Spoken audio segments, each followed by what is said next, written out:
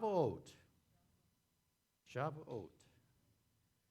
You look at the spelling in Hebrew, it's Shin, Beit, Yud, Ayin, Yud, Tav. And if you take those word pictures and put it together, I came up with a very interesting sentence.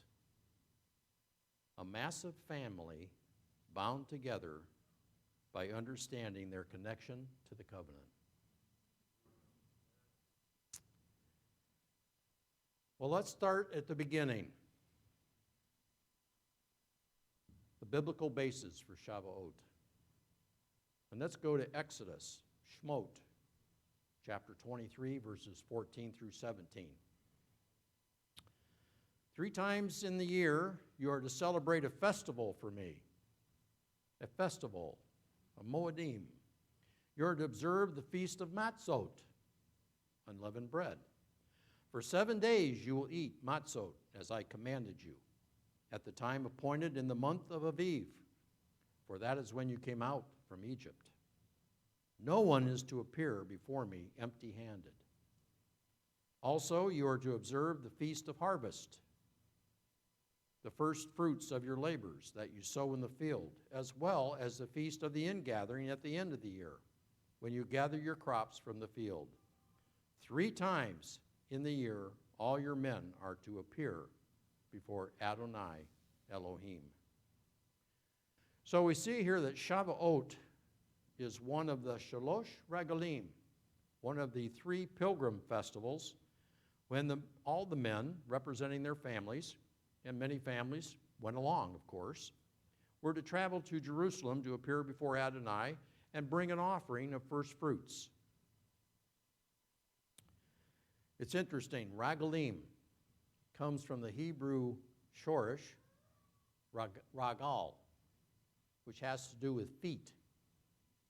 They put their feet one in front of another, and they traveled to Jerusalem. When you come to the feasts, aren't we all traveling the journey? Let's go to Devaron, Deuteronomy 16 through 17. It says, 3 times a year all your males are to appear before Adonai your God in the place that he chooses, at the feast of Matzot, the feast of Shavuot, and the feast of Sukkot.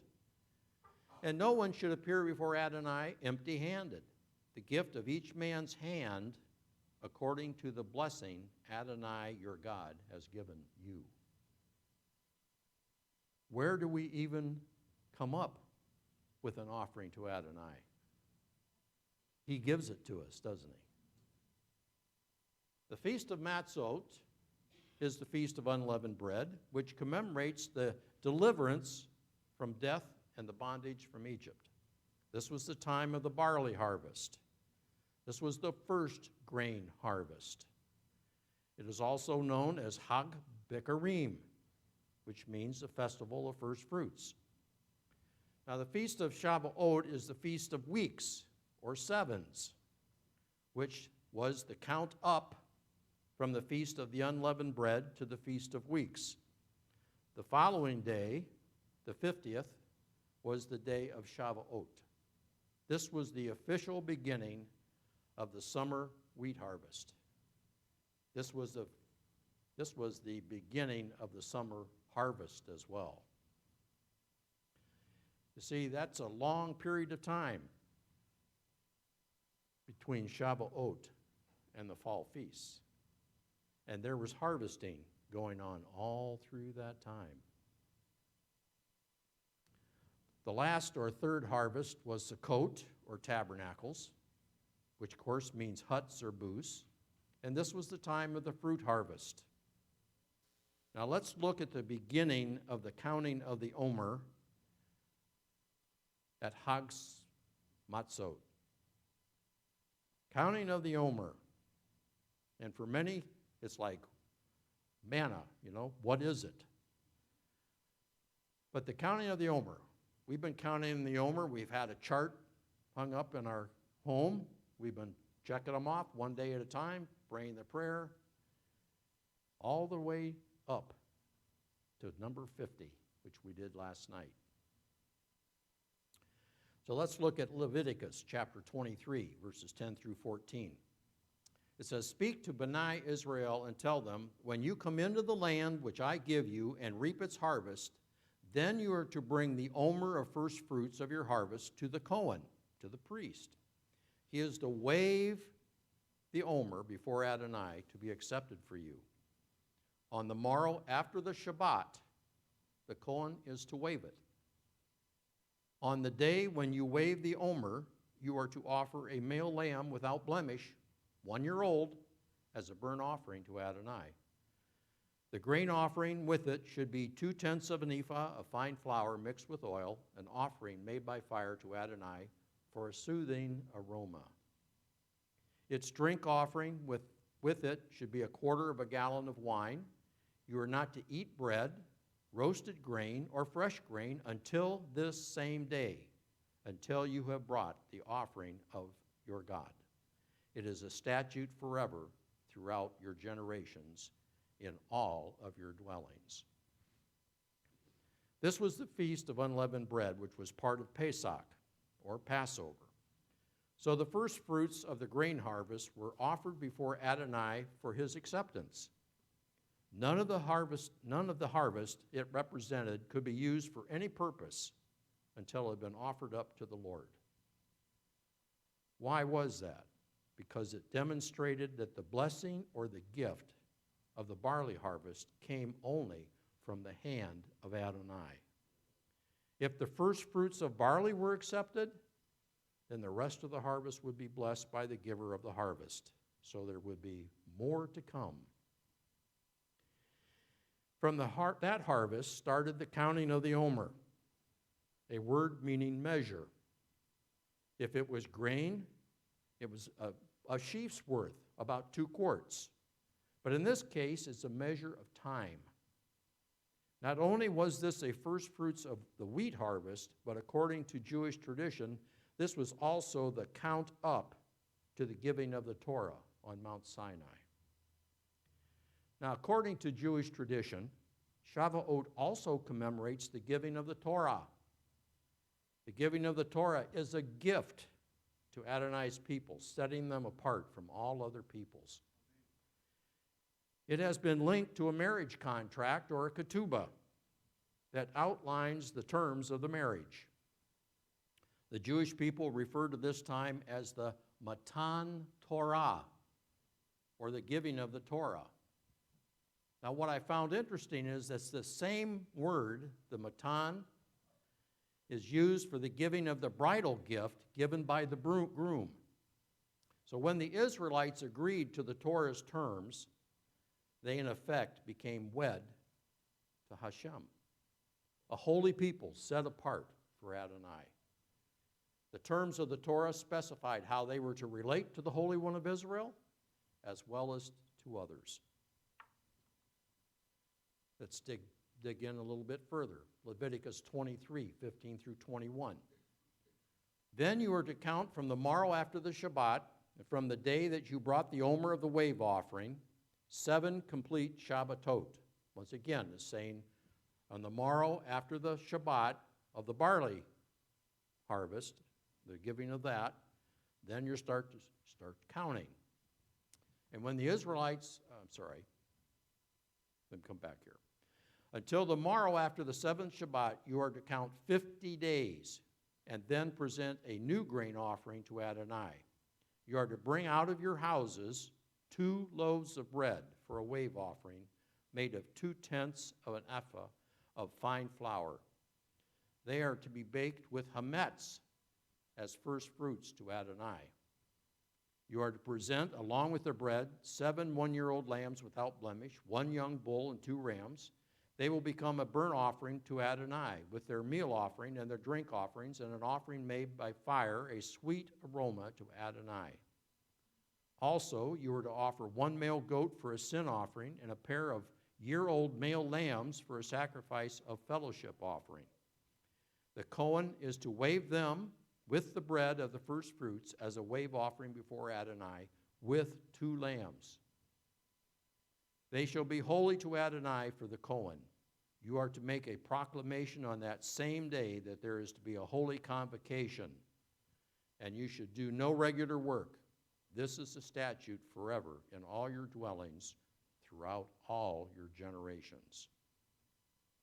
Now, interestingly, immediately following the offering of the 2 loaves of bread by the priest and the declaration of permanency of Shavuot, something strange is inserted into the text before the Feast of Trumpets that is seemingly out of place.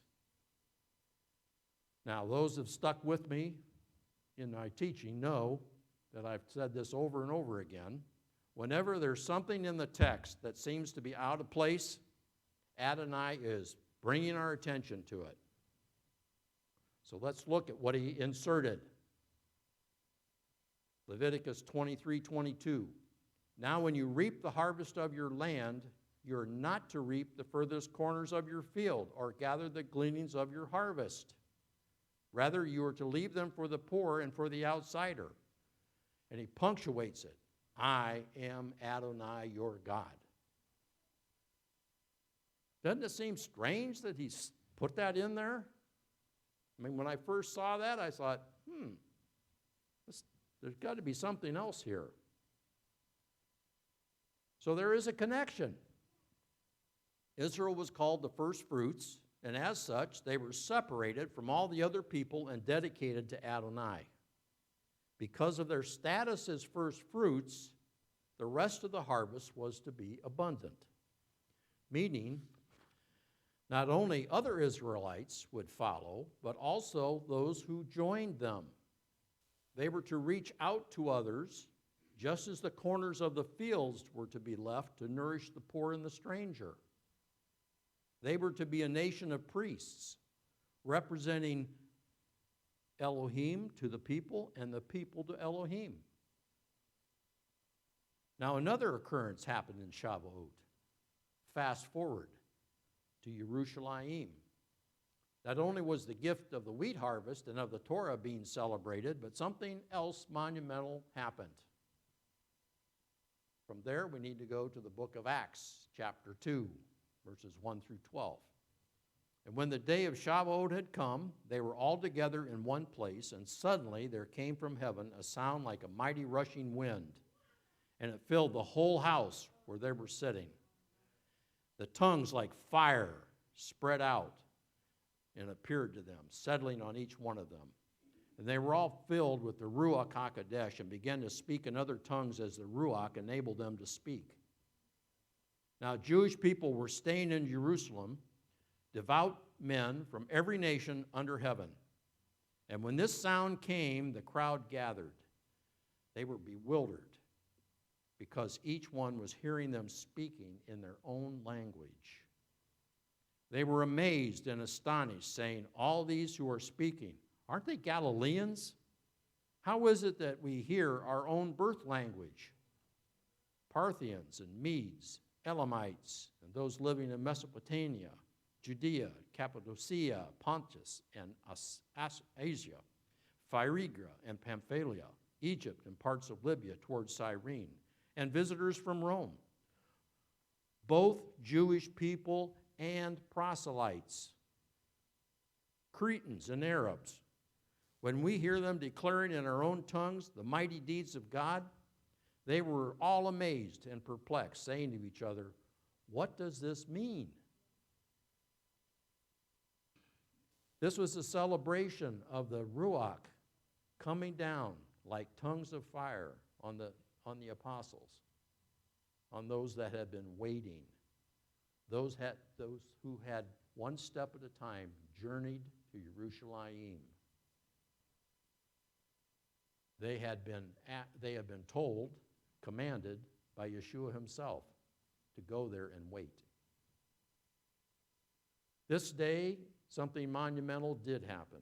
Instead of the Torah being written on tablets of stone, the Ruach HaKodesh was now living within the disciples, and the Torah was written on their hearts, just as Jeremiah had prophesied. Jeremiah 31:32. But this is a covenant I will make with the house of Israel after those days. It's a declaration of Adonai. I will put my Torah within them Yes, I will write it on their hearts, and I will be their God, and they will be my people. This was partially fulfilled at Shavuot. But just like the offering being offered up, more still was going to come. Not only that, but the Ruach also gave the disciples power and boldness to proclaim the gospel. Acts 1:8. But you will receive power when the Ruach HaKodesh has come upon you, and you will be my witness in Jerusalem and through all Judea and Samaria and to the end of the earth. Just like in Jewish tradition, at Sinai, all the nations of the earth, all 70 of them, were offered this gift. Only one chose it: Israel. Once again, we see in the book of Acts, it's given again, and it's offered again to all these people from all the countries under heaven. Adonai has a plan. Adonai has a plan. So back to the command to leave the corners of the field and the gleanings. What was that for? It was to nourish the poor and the stranger physically. But now the disciples were also to provide spiritual nourishment to those Jews who needed to hear the good news, as well as non-Jews. After all, weren't the fields white unto harvest? Now, on a practical level, something has always intrigued me. Just like there's 4 questions at Passover, at Pesach, there's one question that I had about this, one major question, and that is, why do we count up to Shavuot instead of counting down? The sages explain as follows. A countdown is when you have standing between you and your goal a certain amount of days. When time passes, the goal is automatically achieved. You're simply counting down the days to indicate how much time is left. Now, Adonai rescued the Jewish nation from the pit of Egypt and their bondage at Pesach, and they offered them an eternal bond with the Torah at Shavuot. But they had become so polluted from the Egyptian way of life that they were in no condition to receive the Torah at the time of Pesach. The 49 days until Shavuot were given as a time to cleanse themselves and prepare for this most monumental of marriages. They counted up because each day they were to grow to a higher level. Each day they were to take one step closer to becoming God's chosen nation, one day at a time, until they finally reached the place where they could receive the beautiful, sacred Torah. And so we have this Torah behind us, and I think it's time to open this gift.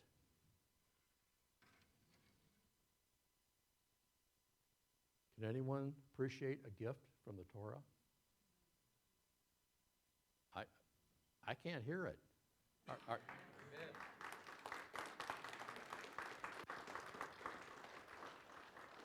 You see, the problem today is so few people look at the Torah as a gift. And today, so many people look at the Torah as a curse. Wrong, wrong, wrong. So every year, we count up again, because the Omer should be a time for us of spiritual refinement. We're not just counting down the days that pass. When it comes to a countdown, there's only one thing that matters: getting to the final goal. Either one successfully arrives at the end point or one does not. That's not the approach we should be taking. Rather, we are counting up. We should be climbing one step higher each day. When one counts up, the focus is not only on the goal, it's whether one did or did not reach it, but also on the journey itself. You see, the 49 days count, one step at a time. It's as though we were climbing back up Mount Sinai, one step at a time, coming after, purifying ourselves, getting ready for Shavuot, for the harvest. It reminds us that this Sifra, the counting period, which begins during Pesach and continues up into Shavuot, is one of the most opportune times of the year for us to work on our midot. Our midot is our character traits. Would it make sense to reduce this process of spiritual growth to such a simple bottom line as either completing this successfully or not completing it and being a failure? Certainly not. So instead, we count up to Shavuot, one day at a time, hopefully getting closer and closer every single day and every single year to Adonai, and letting the Torah guide us in our midot, in our character development. Because don't we want to reflect the character of our Lord Adonai? So little by little, during the 49 days in the wilderness, the Israelites were learning to trust Adonai and preparing themselves to become metaphorically wed to him. This is seen in the bread connection, bread from heaven and bread from the grain harvest. Isn't it interesting that Adonai used manna, the bread from heaven, to test the Israelites to see if they would obey simple commands concerning the manna, preparing them for the giving of the Torah. Exodus 16, 1 through 5. And they journeyed on to Elim, and the entire community of Bnei Israel came to the wilderness of Sin, which is between Elim and Sinai, on the 15th day of the second month after leaving the land of Egypt. But the whole congregation of Bnei Israel murmured against Moshe and Aaron in the wilderness. And Bnei Israel said to them, "If we had only died by the hand of Adonai in the land of Egypt, when we sat by pots of meat, when we ate bread until we were full. But you have brought us into the wilderness to kill this entire congregation with hunger." Then Adonai said to Moshe, "Behold, I will rain bread from heaven for you. The people will go out and gather a day's portion every day." Why? "So I can test them to find out whether they will walk according to my Torah or not." The Torah wasn't given yet. What was he saying? I want to give this gift. I want to give the Torah. But if they can't follow these simple commands, so he tested them.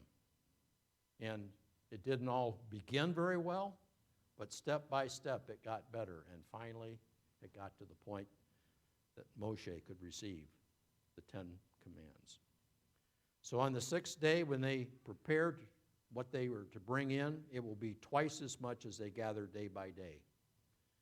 And isn't it interesting? Shavuot, 2 loaves of bread, where before the barley loaves were just like 1.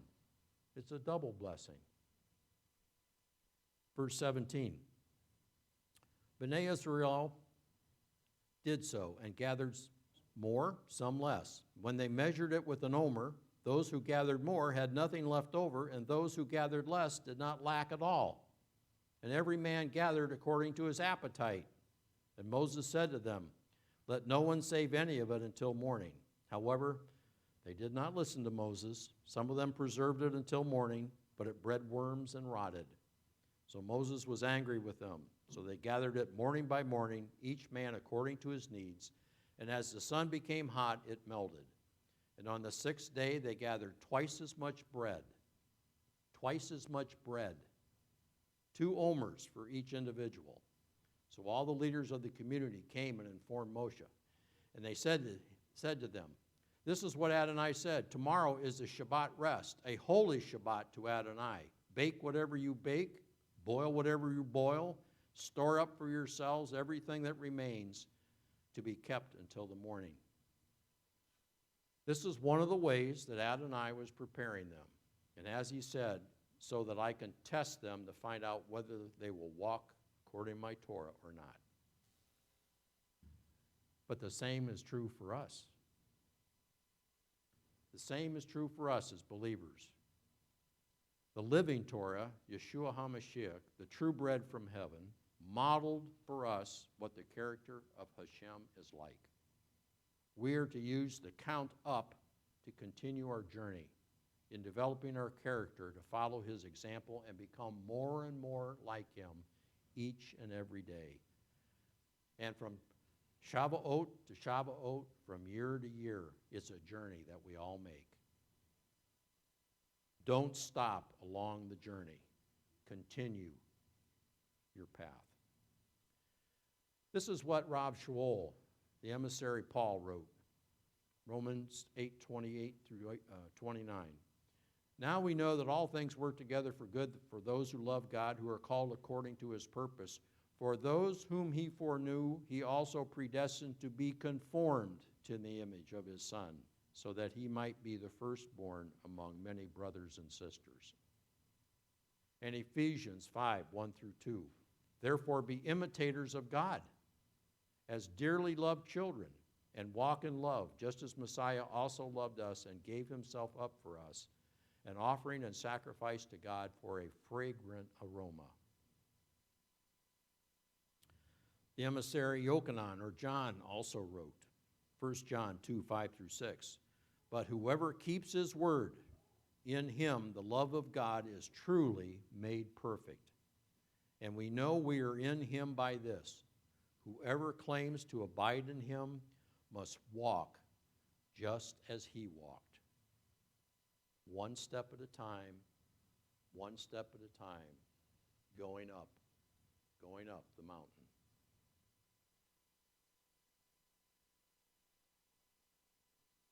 You know, it all starts with a mindset. Philippians 2:5 says, let this mind be in you, which was also in Messiah Yeshua. This is developed in us as we seriously apply ourselves on our journey. Leviticus 23:15 through 17. You are to count from the morrow after the Shabbat, from the day that you brought the Omer of the wave offering, 7 complete Shabbatots, Shabbats. Until the morrow after the 7th Shabbat, you are to count 50 days. Then present a new grain offering to Adonai. You are to bring out of your houses, plural, 2 loaves of bread for a wave offering, made of 2/10 of an ephah of fine flour. They are to be baked with chametz as the first fruits to Adonai. With chametz. What's chametz? Leaven. And biblically, what does it mean? It means sin, doesn't it? Whereas the first grain harvest, it was without chametz. Now we have with chametz. You see, the body of Messiah still has work to do. They still need to be climbing step by step. It's believed that the sourdough was introduced into the dough for these 2 loaves that are going to be presented from the bread of the previous barley harvest. I thought that was interesting, thus emphasizing the close connection between the 2 harvests. Both the Talmud and the Jewish historian Josephus referred to Shavuot as Atzeret, meaning conclusion. They viewed this festival as the conclusion of the Passover season and of the 7-week spring harvest season, since there were no other major biblical holidays until the fall. Passover, or Pesach, represented the Israelites' salvation experience, while Shavuot represented the way one has to be saved from the bondage of sin and death and how they should live. They're linked together as one, salvation and a transformed life. So what began at Pesach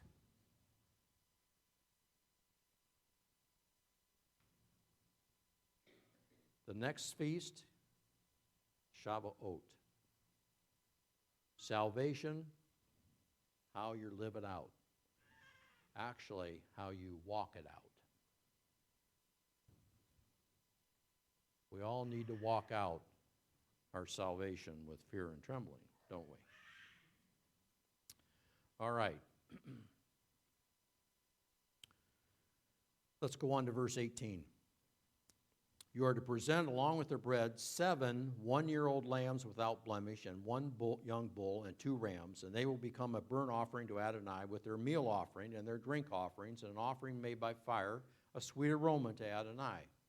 Also, you are to offer 1 male goat as a sin offering, and a pair of 1-year-old male lambs for a sacrifice of fellowship offerings.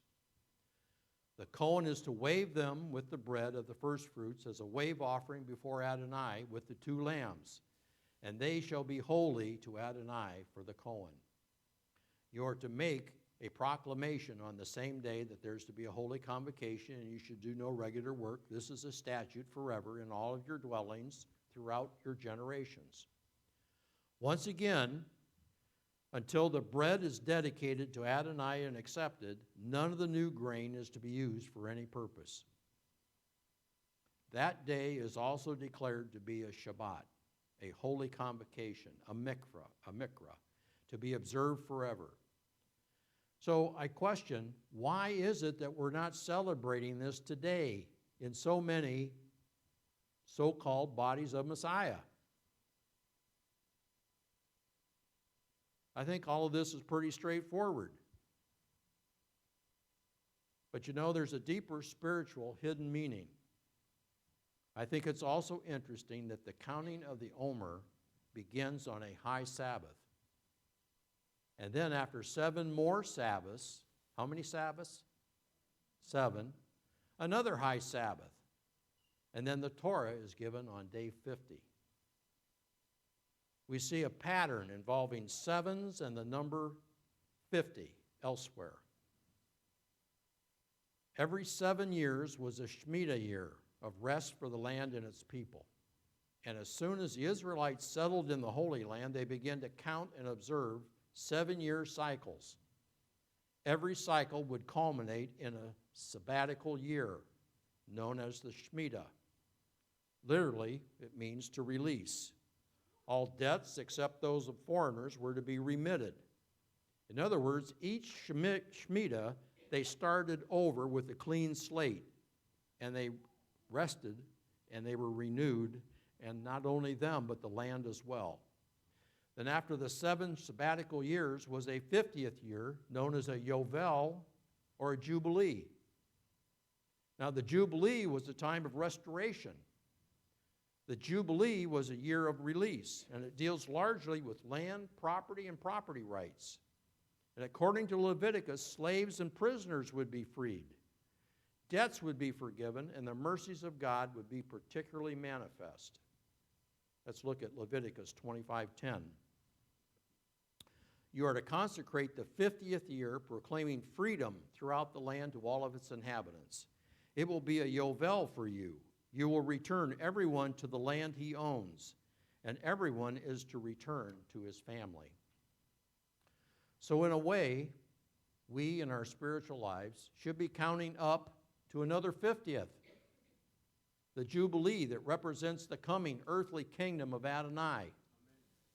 We have been saved by the symbolic death and resurrection of Messiah portrayed in the Passover, symbolized by the barley firstfruits. We have been partakers of the new covenant, having the Torah written on our hearts, and have been given power to be witnesses to the gospel through the symbolism of Shavuot, the wheat firstfruits, which was the richer grain. Let us go back for a moment to remember that on the 6th day the children were to gather 2 times as much manna, the bread from heaven, because the day of rest, the Sabbath, the 7th day was coming. The Word tells us that to God, 1 day is like 1,000 years, and 1,000 years is like a single day. 2 times as much bread from heaven, 2 loaves baked on the day of Shavuot and presented on the Shabbat, the 7th day. We should be partaking of the bread from heaven during this time of double blessing on the 6th day. We're in the 6th day. We're in the 6th day. It's the final day before the 7th day, the 7th millennium, the millennial kingdom. 2 is a witness, and we should be witnessing by offering to others the bread of life, even more so as the day of the Lord approaches, the 7th day, the Sabbath millennium. Now, during the summer harvest between Shavuot and the 3rd festival coming in the fall, Sukkot, or Tabernacles, it's a picture of the kingdom to come. And I believe that we are challenged to do the following. 1, live out the Torah written on our hearts, manifesting the harvest of the fruit of the Spirit in our lives. Galatians 5:22 through 23. But the fruit of the Ruach is love, joy, peace, patience, kindness, goodness, faithfulness, gentleness, and self-control. Now, how many have arrived? You see why the count to Shavuot is so important? We need to keep going, one step at a time, to manifest these fruits of the Spirit. Because you know what? A life that manifests those fruits of the Spirit is one that is a pleasing aroma to Adonai as we lift it up. 2, not only ourselves, but also we need to bring spiritual nourishment to others through our witness of spiritual transformation by trusting in the living Torah, Yeshua HaMashiach. And 3, we need to prepare ourselves and others for the final harvest, the fruit harvest, Sukkot, where our fruit will be evaluated, as well as our fruitfulness for Adonai, those we have led to Adonai. We and those we have won to Adonai will enter the kingdom as one people, both Jew and Gentile, who are one in Messiah. I don't know about you, but I think that's going to be a wonderful day. I'd say hallelujah. So we need to be busy. We need to be busy because now we are in the summer harvest time. We are in the summer harvest time.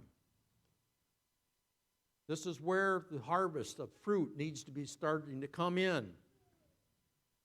And then finally, when you get to the end, to Sukkot, all of the fruit just need to be gathered in.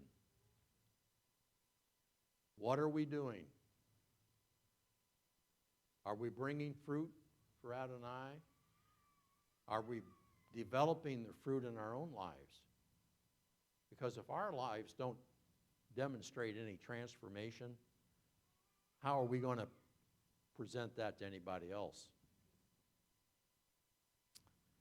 So thirdly, we prepare ourselves and others for the final harvest, Sukkot, where our fruit's going to be evaluated as well as our fruitfulness to Adonai. So now, as we have read earlier, it's time to bring our first fruits offering to Adonai. And those offerings are to be used for those in need. Deuteronomy 16, 16b through 17. No one should appear before Adonai empty-handed. The gift of each man's hand according to the blessing Adonai, your God, has given you. So at this time, I'd like to ask David Feeman and Tom Culp to come up. They will be holding baskets. And before you place your Shavuot first fruit offering, I don't want you to just bring it up, schlep up into the basket. I want you to wave it before Adonai because he's the one that gave you anything to give in the first place. He's the giver of gifts. He's the Father of lights. All right, so let's Lift up your offerings if you have them.